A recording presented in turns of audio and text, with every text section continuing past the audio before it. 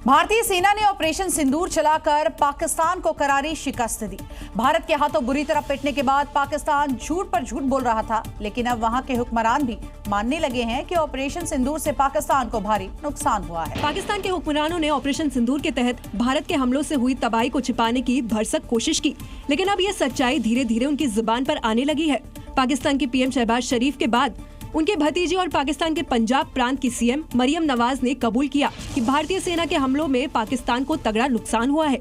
ये वही मरियम नवाज है जो ऑपरेशन सिंदूर से पहले भारत को गीदड़ भभकी दे रही थी और परमाणु हमले का राग आलप रही थी।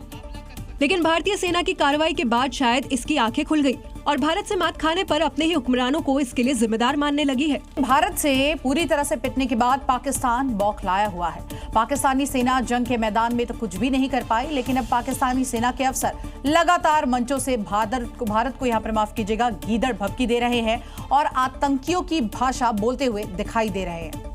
रस्सी जल गई पर बल नहीं गया। ऑपरेशन सिंदूर के बाद हर मोर्चे पर हारे पाकिस्तानी जंग के मैदान में तो भाग खड़े हो गए थे। पाकिस्तान जिसकी सांसें खुद अटकी हुई हैं, सिंधु जल समझौता रद्द होने के बाद बूंद बूंद के लिए तरस रहा है, लेकिन मंचों से गीदड़ भभकियां अभी भी जारी हैं।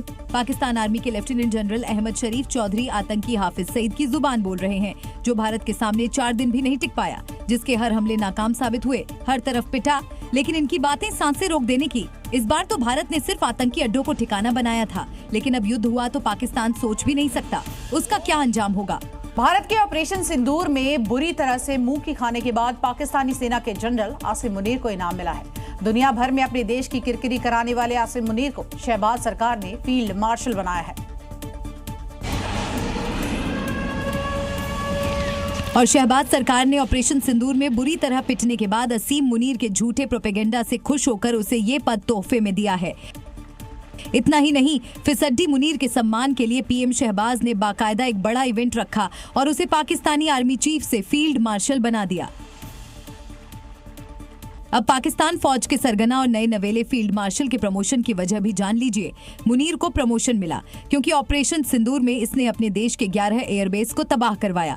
इसने भारतीय सेना के हाथों आतंकी ठिकानों को ध्वस्त करवाया और इसने भारतीय सेना के हाथों घर में घुसकर मार खाई। पाकिस्तान में फिजड्डी असीम मुनीर के सम्मान की इस तस्वीरों को जरा गौर से देखिए। देश का राष्ट्रपति और पीएम डरे सहमे से उसे बैठन पकड़ा रहे हैं। बॉडी लैंग्वेज चीख चीख कर कह रही थी, पाकिस्तान की असली ताकत अब कहीं और है। ऑपरेशन सिंदूर के बाद भारत ने पाकिस्तान को करारा जवाब दिया। बुरी तरह से यहां पर पिटने के बाद पाकिस्तान अब भारत से लगातार रहम की भीख मांग रहा है और भारत से शांति वार्ता की अपील भी करता हुआ दिखाई दे रहा है। क्योंकि पाकिस्तान को पीओके खोने का डर है। यही वजह है कि शहबाज शरीफ बार बार भारत के साथ वार्ता की पेशकश कर रहे हैं। शहबाज शरीफ ने कहा कि भारत और पाकिस्तान के बीच तनाव धीरे धीरे कम हो रहे हैं। दोनों पक्षों के डीजीएमओ एक दूसरे से बातचीत करने लगे हैं और दोनों अगर देश वार्ता करते हैं तो ये वार्ता सऊदी अरब में हो सकती है। शहबाज की बातों में डर झलक रहा है। शहबाज शरीफ कह रहे हैं कि बातचीत का एजेंडा कश्मीर, पानी, आतंकवाद और व्यापार पर केंद्रित होगा, लेकिन भारत ने साफ कर दिया है कि पाकिस्तान से अगर बात होगी तो कश्मीर नहीं, सिर्फ पीओके पर होगी, जिस पर पाकिस्तान का अवैध कब्जा है। विदेश मंत्री एस जयशंकर ने साफ कह दिया है कि पीओके जम्मू कश्मीर का अभिन्न हिस्सा है। पाकिस्तान बताए आखिर वो पीओके को कब खाली करेगा। पाकिस्तान भले ही कितना ही गिड़गिड़ा ले, भारत ने ये साफ कर दिया है कि अब पाकिस्तान के साथ सिर्फ पीओके पर ही बात होगी।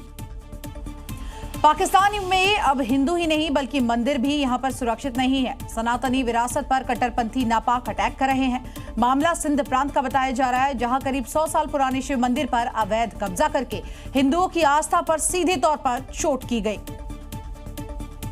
टांडोजाम में करीब 100 साल पुराना शिव मंदिर, जहां आरती होती थी, भजन गूंजते थे, जहां भगवान शिव का नाम लिया जाता था।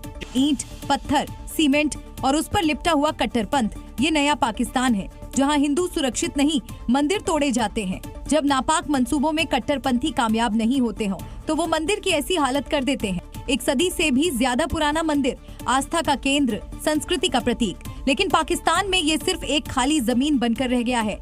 न कोई नोटिस, न कोई कानूनी दस्तावेज, सीधे मंदिर की जमीन पर कब्जा, जिसे लेकर पाकिस्तान में रह रहे हिंदू समुदाय में काफी गुस्सा है।